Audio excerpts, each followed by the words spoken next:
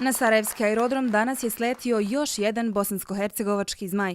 Dočekali su ga porodice i prijatelji, ali i svi oni koji znaju cijeniti uspjeh jednog sportiste koji je uspio bez podrške države. Damir Džumhur je došao do trećeg kola prvog Grand Slam sezone, a ujedno je postao prvi igrač pod BiH zastavom kojem je uopće uspjelo da se kvalifikuje za jedan Grand Slam turnir.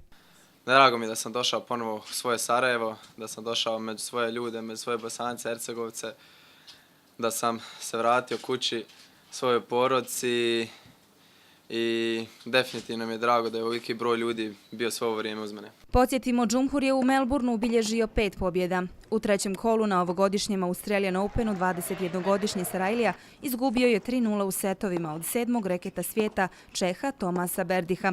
Osim Džumhura, koji je dospio na naslovnice svih prestižnih svjetskih novina, svijet je imao priliku vidjeti kako se srcem navija za svoju zemlju uz tradicionalnu muziku koja je oduševila i neutralne navijače u Melbourneu. Oni su bili glavna tema u Melbourneu, svi mediji su pričali o njima.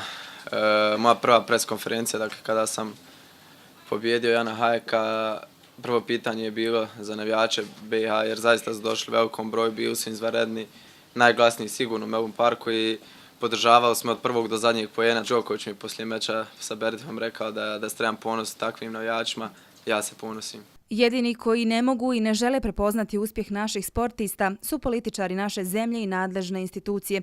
Ni ovaj put nisu se oglasili da se zahvale ili da daju podršku ovom mladom sportisti koji je na svim terenima svijeta ponosno branio boje naše države. Uvijek sam se nadao da će država imati sluha za to. Ja se nadam da je ovo dovoljno da država vidi da ipak i Bosna i Hercegovina može imati velike sportiste na velikim natjecanjima. Ja se nadam da će u narednom periodu biti novčanih sredstava ne samo za mene, nego za sve sportiste, jer mislim da vrijedi za sve nas uložiti novac. Damir Džumhur će na uskoro objavljenoj ATP listi biti rangiran na 145. mjestu, a na listi igrača u kategoriji 21 godina ispod bit će 10. u svijetu tenisa.